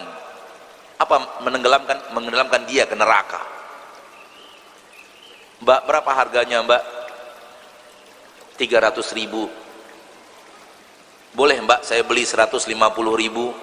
Nggak bisa Mbak, demi Allah modalnya saja 200.000. Dusta dia, padahal modalnya 125.000. Dia mengatakan demi Allah modalnya udah 200.000. Ini dia yamin al-ghamus, sumpah menenggelamkan orang ke neraka. Alangkah banyaknya orang melakukan itu sekarang. Agar barangnya terjual dia pakai sumpah demi Allah. Demi Allah mbak, modalnya 200.000. Demi Allah saya jujur. Akhirnya orang yang mengatakan demi Allah udah percaya, sudah pakai demi Allah, bayar. Ya sudah lah mbak, karena modal saya 200.000, mbak bayar saja 210.000 deh, biar saya untung 10.000-nya. Kita percaya sudah bawa nama Allah. Nggak boleh pak, kalau orang sudah bawa nama Allah kita nggak percaya, nggak boleh. Allah sudah dibawa-bawa. Perintah Nabi, orang kalau sudah bawa nama Allah percaya aja sudah. Karena nggak mungkin dia bawa nama Allah kalau tidak jujur begitu. Sifat orang mukmin nggak mungkin bawa nama Allah kalau tidak apa? Jujur. Namun ada orang-orang yang ingin keuntungan gitu. Itu namanya yaminul ghamus. Sumpah yang mencemplungkan. Mencemplungkan kemana? Ke neraka.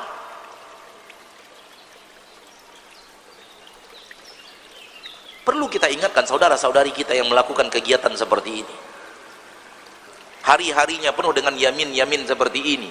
Sumpah-sumpah dengan nama Allah yang seperti ini. Itu sumpah yang akan mencemplungkan dirimu ke dalam neraka jahanam. Jangan engkau bangga. Akhirnya saya dapat untung 100.000 karena bersumpah. Ya 100.000 dunia. Ingat 100.000 tahun nanti kamu ditenggelamkan dalam api neraka.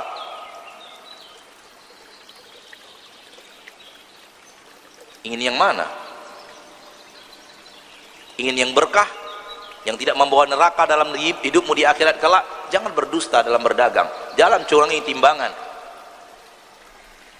Saya sampai beli timbangan pak, ingin menguji kejujuran kaum muslimin dalam berdagang. Beli dulu di luar, timbang di rumah. Beli lagi di luar, timbang di rumah. Beli lagi di luar, timbang di rumah. Demi Allah, yang jujur sedikit. Kalau nggak percaya coba deh. Beli timbangan. Kalau timbangan baru itu kan timbangan benar itu, belum diutak-atik oleh tangan-tangan jahil. Ya sudah, itulah timbangan jujur di rumahmu sendiri. Bahkan kadang-kadang saya bawa di atas mobil pak kalau mau belanja. Itu 2 kilo itu dapatnya cuma 1,8. Ada yang 1,7. Dan mereka-mereka yang seperti ini diancam neraka oleh Allah. Wailul lil mutaffifin. Neraka, celaka untuk orang-orang yang mencurangi timbangan. Alladzina idza talu 'alan nas yastawfun. Kalau mereka yang membeli, mereka ingin ditimbang, ingin disempurnakan timbangan itu. Wa idza kaluhum aw wazanuhum yukhsirun. Kalau mereka yang menakar untuk orang lain, mereka yang menimbang untuk orang lain, mereka yang menimbang untuk konsumen, yukhsirun, mereka merugikan konsumen itu. Apa kata Allah? Wailul lil mutaffifin. Celaka, neraka untuk mereka.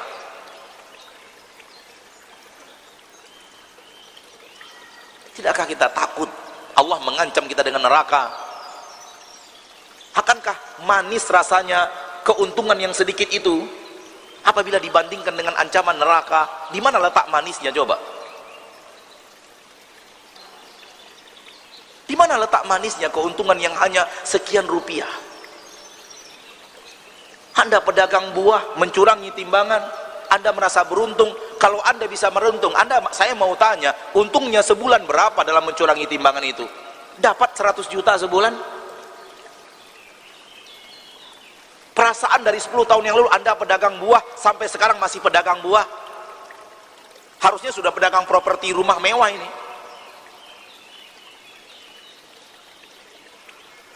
Tapi 10 tahun tetap saja pedagang buah. Nggak gerak-gerak dari situ. Berarti nggak ada keuntungan spesial. Nggak ada keuntungan spesial, masih berani diancam neraka. Keuntungan spesialnya nggak ada. Wahai manusia, sadarlah. Wahai saudaraku muslim dan muslimah, sadarlah. Engkau di dalam tipuan iblis. Engkau dalam buayan janji-janji iblis.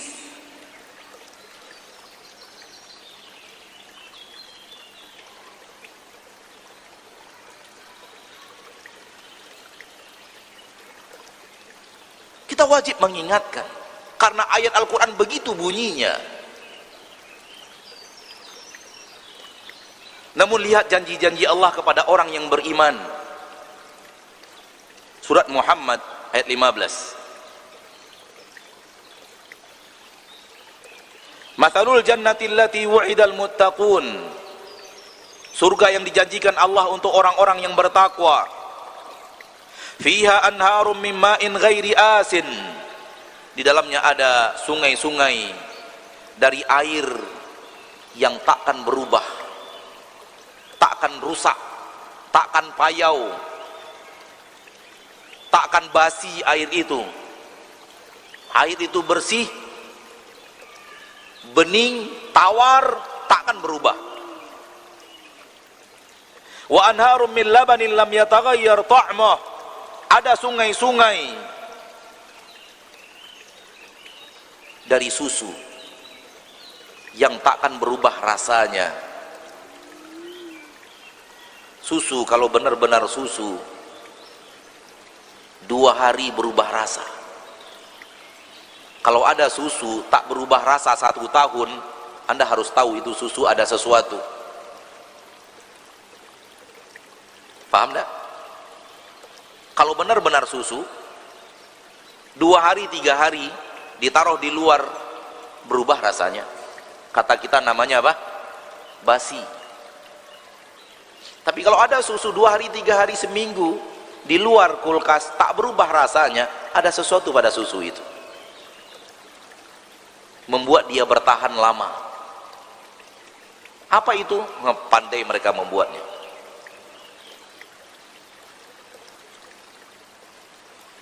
Demi keuntungan pabriknya, dia celakakan kesehatan manusia.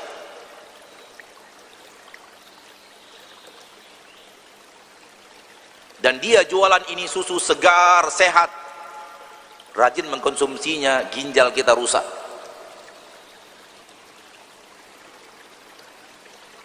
Makanya kalau ingin rajin minum susu, cari susu beneran. Yang betul-betul diperah dari sapi, betul-betul diperah dari kambing, dan cari penjualnya yang amanah, yang tidak dicampur dengan sesuatu.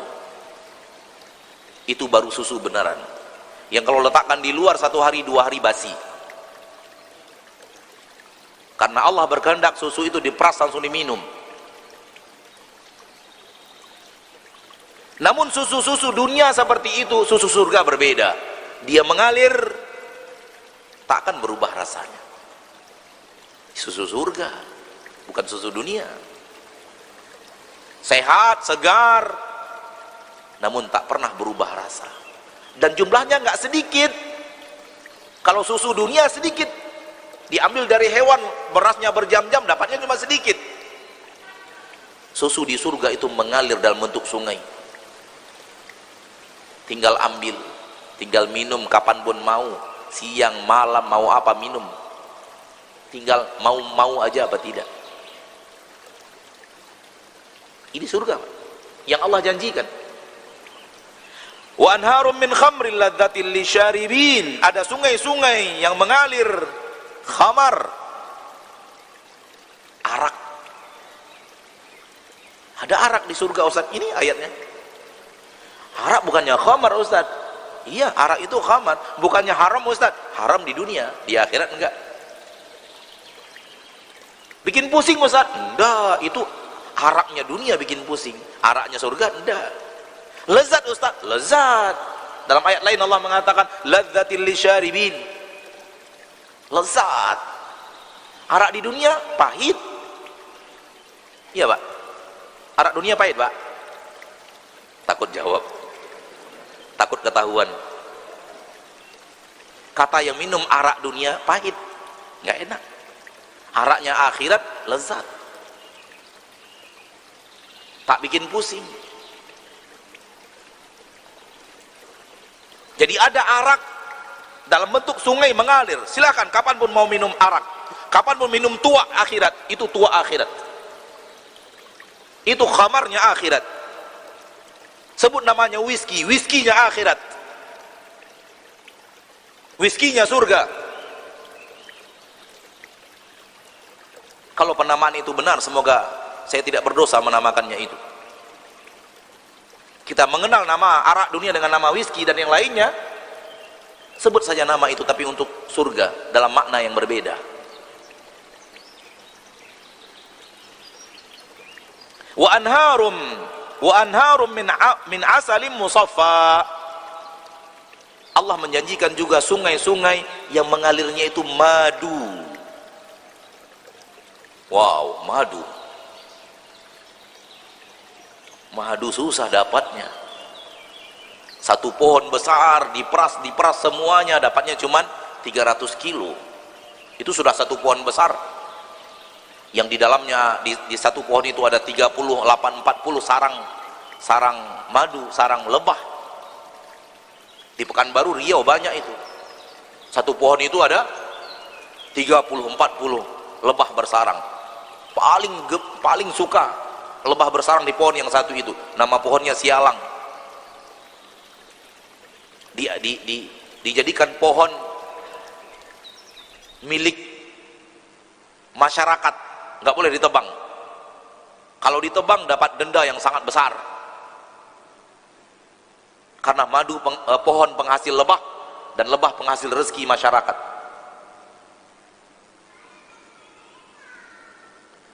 Sedikit, satu pohon besar ada 30 sarang, 40 sarang, diambil, dipanen, dapatnya 300 kilo, 200 kilo. Kadang kurang malah kalau terlambat manennya. Sudah keduluan dimakan oleh anak-anak lebah. Namun di surga madunya itu mengalir bagaikan sungai. Musaffa lagi, bukan sembarang madu, madu yang udah disaring.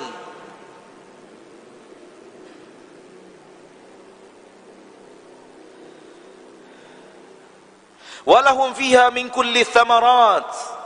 Di surga yang Allah janjikan untuk orang yang bertakwa, semua jenis buah-buahan. Semua jenis buah-buahan. Dan gak pakai musim.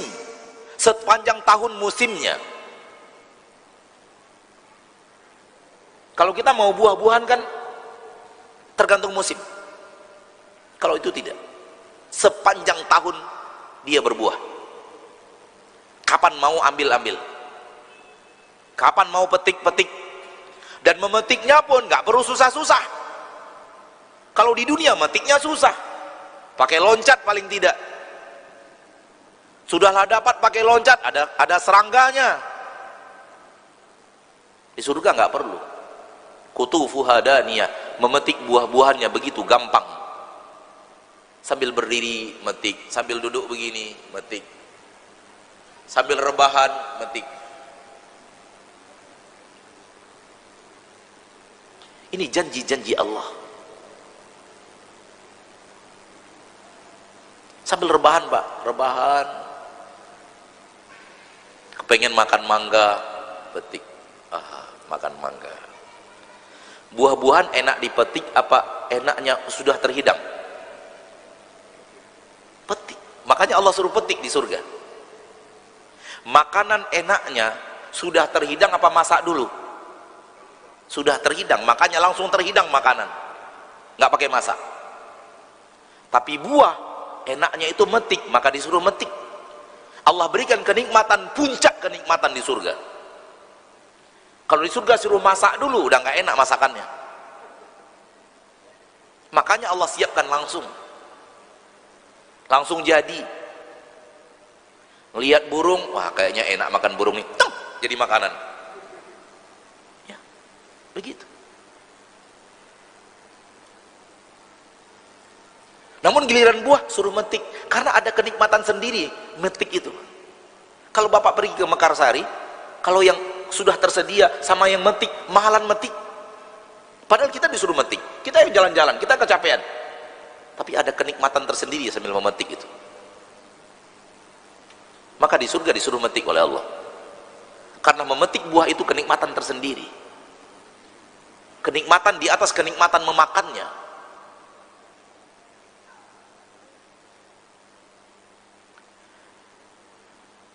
Dan dibuatkan semudah mungkin metiknya, karena Allah tidak mau ada kesusahan di dalam surga. Gak ada lagi yang namanya susah di dalam surga itu. Payah itu udah gak ada lagi. Apapun yang namanya susah, apapun yang namanya payah, sudah hilang di surga Allah. Gak ada lagi. Kita gak ada pilek, kita gak ada buang air besar, buang air kecil, kentut gak ada. Karena kentut di surga dianggap hal yang susah, sehingga ditiadakan. Wanita haid gak ada di surga Allah.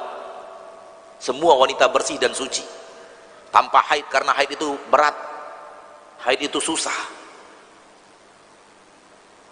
Bahkan nuangin air ke gelas gak ada di surga Allah, karena Allah sudah menilai menuangkan air ke gelas itu susah. Allah katakan wa ka'san dihaqa, kami berikan kalian minuman di gelas-gelas yang sudah terisi penuh, tinggal minum, nggak perlu nuang. Jadi kalau penduduk surga ingin minum di gelas, tiba-tiba sudah terisi gelasnya, nggak perlu dia tuang dari ceret ke gelas. Padahal menuang itu nggak berat, tapi Allah anggap berat kalau di surga.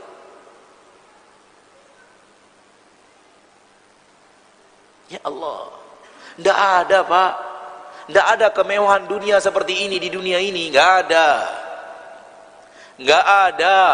Coba cari di mana. Kenikmatan dunia, semakin besar kenikmatan dunia Anda cari, sebesar itu pula penderitaan menghampirimu. Allah mentakdirkan kenikmatan dunia diiringi penderitaan dunia. Anda dapat kenikmatan dunia besar, itu artinya Anda mendapatkan penderitaan mencarinya juga besar. Maka Anda yang gajinya hanya 5 juta per bulan, jangan menghayal jadi miliarder tingkat tinggi dengan keluhan hidup seperti Anda sekarang, nggak bakalan ketemu. Anda dapat gajinya 5 juta, keluhan standar 5 juta. Anda dapat gaji 500 juta, keluhannya standar, keluhan 500 juta. Maka jangan menghayal yang aneh-aneh, keluhannya keluhan 5 juta, dapatnya 500 juta. Nggak ada di dunia itu.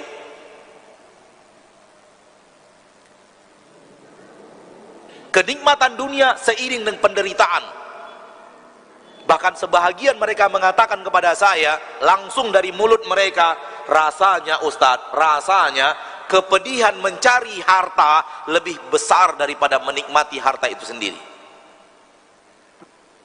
Pedihnya mencari harta, beratnya mencari harta, lelahnya mencari harta, banyaknya rintangan mencari harta jauh lebih tinggi daripada menikmati hasilnya.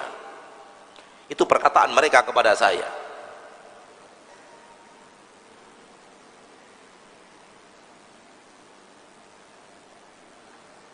Di surga nggak ada itu. Seluruh kenikmatannya tanpa beban.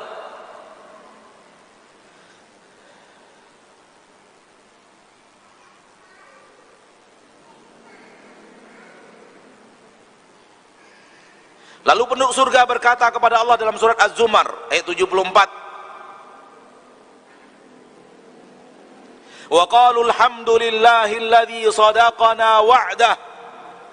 Mereka berkata alhamdulillah, alhamdulillah alladzi sadaqana wa'dah, yang telah menunaikan janjinya. Allah berjanji memasukkan mereka ke surga. Dan sekarang mereka sudah masuk surga. Sudah dapat janji-janji Allah. Maka mereka mengatakan alhamdulillahilladzi sadaqana wa'dah. Segala puji bagi Allah yang telah menunaikan, telah jujur dalam janjinya. Ini ucapan penduduk surga, nanti pasti diucapkan oleh penduduk-penduduk surga. Semoga kita mengucapkannya. Wa awrathana al-ardha natabawwa'u minal jannati haitsu nasha'. Dan Allah telah wariskan kepada kita bumi.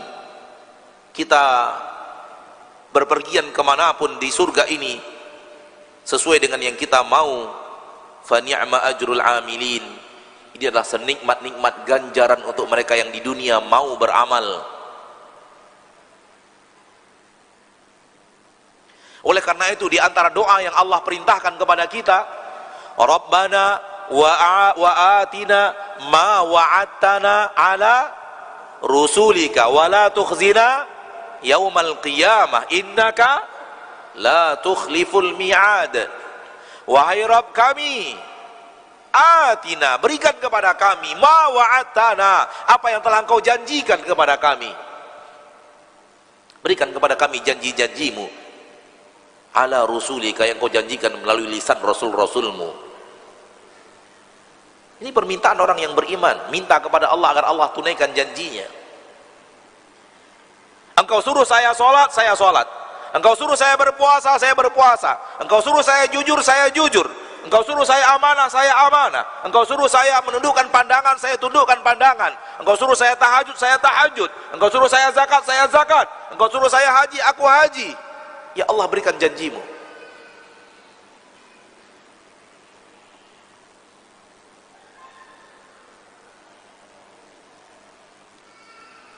Itu doa kita dan dikabulkan Allah, lalu masuk surga.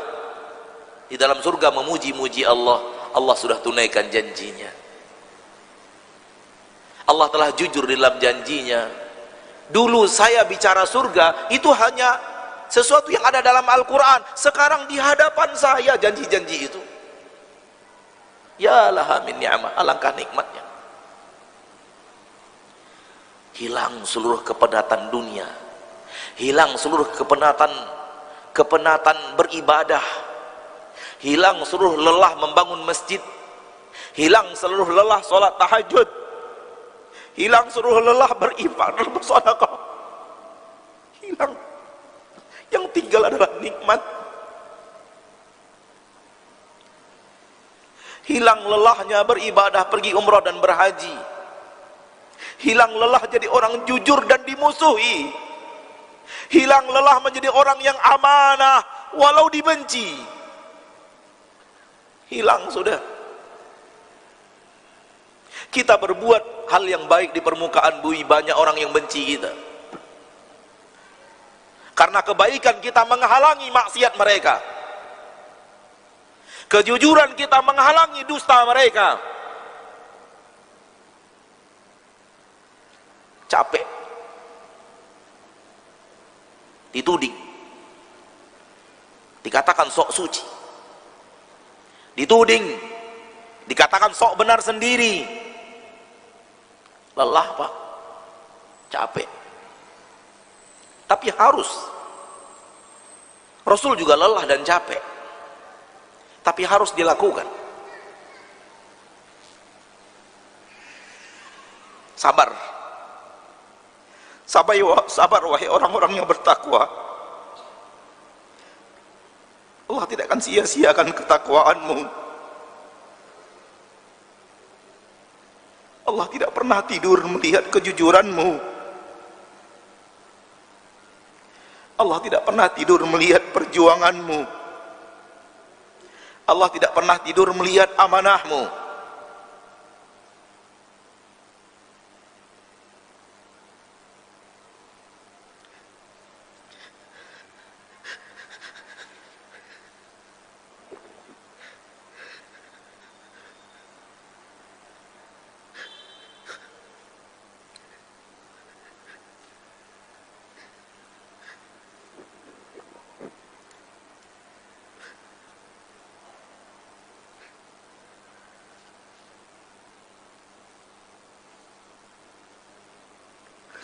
Ada saatnya engkau akan memuja dan memuji Allah dengan mengatakan, Alhamdulillahilladzi sadaqana wa'dah. Segala puji bagi Allah yang telah menunaikan janjinya.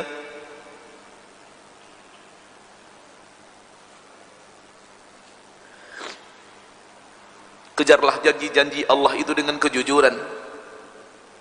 Kejarlah janji-janji Allah itu dengan menutup aurat. Kejarlah janji-janji Allah itu dengan menjauhkan jalan-jalan yang akan mengantarkan kita kepada murkanya. Ia melihatmu setiap hari, ia memandangmu setiap hari, dia mendengarkan perkataanmu setiap hari, dan dia akan menilai siapa dirimu dari kumpulan hari-hari itu. Kalau engkau orang yang pantas ke surga, mustahil ia masukkan dirimu ke neraka. Dan kalau engkau adalah orang yang pantas ke neraka, engkau akan dimasukkan ke neraka. Allah itu adil. Dan konsekuensi keadilan adalah yang pantas di penjara, yang pantasnya dibebaskan dari tuntutan, dibebaskan dari tuntutan. Itu konsekuensi keadilan. Maka kalau Allah melihat engkau pantasnya dipenjarakan dalam penjara yang bernama Jahannam, ia akan masukkan engkau ke dalam neraka Jahannam. Jangan salahkan dia, dia berlaku adil kepadamu. Namun kalau engkau secara keadilan, dan tidak ada yang lebih adil daripada Allah, tidak pantas masuk neraka itu. Walau engkau berbuat salah pernah, walau engkau pernah berada di jalur gelap dunia, namun engkau telah bertaubat, dan engkau telah hapus itu dengan derayan air matamu di sholat tahajud, derayan air matamu di dalam doa-doa permintaan ampunmu kepada Allah, dan Allah menilai dirimu orang yang pantas untuk dimaafkan dari tuntutan dosa, dia akan maafkan.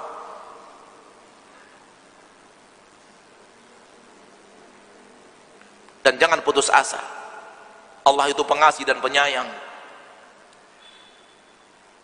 Sebanyak apapun engkau terjerumus ke dalam dosa dan kemaksiatan, wahai muslim, rahmat Allah lebih luas dari dosa dan maksiatmu. Ampunan Allah lebih luas daripada dosa-dosamu. Allah itu pemaaf kalau Anda mau minta maaf. Allah itu pengampun kalau Anda mau minta ampun. Masalahnya engkau sampai sekarang belum serius minta ampun. Masalahnya ada di situ. Anda serius minta ampun, mustahil Allah tidak ampuni. Itu mustahil. Saya berani mengatakan mustahil. Kalau Anda serius minta ampun lalu Allah tidak ampuni, tak akan terjadi itu, tak akan terjadi. Allah lebih ingin mengampuni dosamu lebih daripada engkau ingin diampuni dosamu. Bagaimana mungkin engkau serius dan Allah tidak serius mengampuni? Gak mungkin. Engkau tidur di malam hari, Allah menjanjikan ampunan, bangun hambaku, aku ampuni engkau kalau engkau minta ampun. Kita nggak mau bangun malam minta ampun. Kita yang bersalah, Allah berikan janji ampunan di malam hari, ndak mau bangun minta ampun. Yang bersalah kita, Allah menjanjikan ampunan, kita tetap tidak bangun.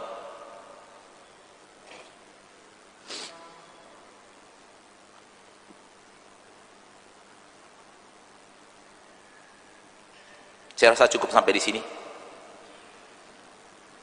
Walaupun mungkin saya merasa saudara-saudariku ingin materi dilanjutkan, akan tapi waktu yang sangat membatasi kita. Dan mohon maaf malam ini tidak ada pertanyaan dan jawaban, karena waktu terlalu banyak kita habiskan untuk materi. Semoga bermanfaat. Dan apa yang saya sampaikan ini murni yang ada di dalam Al-Quran, ditambah dengan sedikit hadis-hadis Nabi SAW yang saya terjemahkan. Ini yang saya tahu dari Al-Quran, dari hadis Nabi. Saya tahu dan saya fahami seperti itu, dan saya sampaikan seperti yang saya fahami. Kalau ada yang salah dari apa yang saya ucapkan, itu kesalahan saya. Kepada kaum muslimin dan muslimat saya minta maaf, dan kepada Allah saya bertaubat dan minta diarahkan ke jalan yang terbaik. Dan kalau ada yang benar dari apa yang saya ucapkan, itu bukan karena kehebatan saya, karena memang kehebatan Al-Quran dan hadis. Saya hanya menyampaikan Al-Quran dan hadis karena Al-Quran itu hebat, hadis itu hebat. Hanya saja kita terhalang untuk mengetahui kehebatannya karena keterbatasan ilmu kita. Maka kalau begini ayat-ayat Allah, Hati siapa yang tidak gundah gulana diancam dengan neraka. Kalau begini janji-janji Allah di dalam surga, hati siapa yang tidak berbunga-bunga ingin mendapatkan janji-janji itu. Oleh karena itu ilmu tentang surga Allah, ilmu tentang neraka Allah penting. Saya meminta kaum muslimin dan muslimat beli buku tentang apa itu surga, kemudian beli buku tentang apa itu neraka, dan baca perlahan, baca seksama. Semoga buku itu mengarahkan langkah kita ke jalan surga dan menjauhkan langkah kita dari jalan-jalan neraka. Jangan pernah ingin cari neraka, maaf, jangan pernah ingin cari surga ketika sudah sampai di akhirat. Nggak laku, tak ada gunanya. Baru bermanfaat ingin cari surga kalau cari surganya di dunia. Kapan cari surga itu? Cari surga itu hari Senin, hari Selasa, hari Rabu, hari Kamis, hari Jumat, hari Sabtu, hari Ahad. Semua hari-hari itu untuk mencari surga. Kapan mau menghindar dari neraka? Menghindar dari neraka itu setiap hari Senin, hari Selasa, hari Rabu, hari Kamis, hari Jumat, hari Sabtu, apalagi malamnya. Itu saat-saat menghindar dari neraka itu. Malam Minggu, malam Ahad, malam di mana maksiat bertambah kualitas dan kuantitas. Itu harus lebih semangat menghindar dari neraka.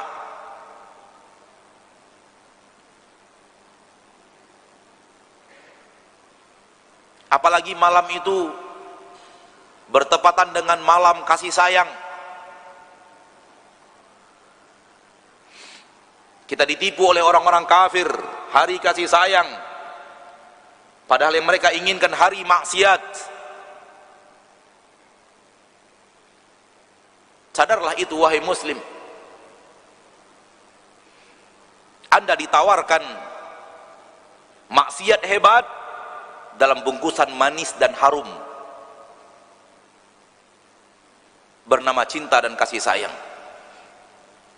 Tak ada yang mengerti cinta dan kasih sayang lebih daripada Rasul Anda Muhammad sallallahu alaihi wasallam. Namun kalau datang kalimat cinta dan kasih sayang dari orang kafir kepadamu, itu adalah jebakan. Jebakan agar Anda ikut pola mereka menuju neraka. Maka sadarlah, ngawaslah, perhitunganlah hari demi harimu memilih surga atau neraka. Hari demi harimu engkau melangkah ke surga atau melangkah ke neraka. Jangan lengah, jangan tidak mawas. Bersabar di atas ketaatan sebentar, karena usia kita singkat. Bersabar menghindari jalan ke neraka sebentar. Ka'annahum yauma yarawnaha lam yalbathu illa 'ashiyatan aw duhaha. Kalau mereka sudah bertemu dengan hari akhirat, review usia mereka di dunia, seolah-olah mereka tidak pernah hidup di bumi kecuali hanya waktu sore atau waktu duha. Memang kita mengatakan usia kita sekarang 50, 60, 70 tahun.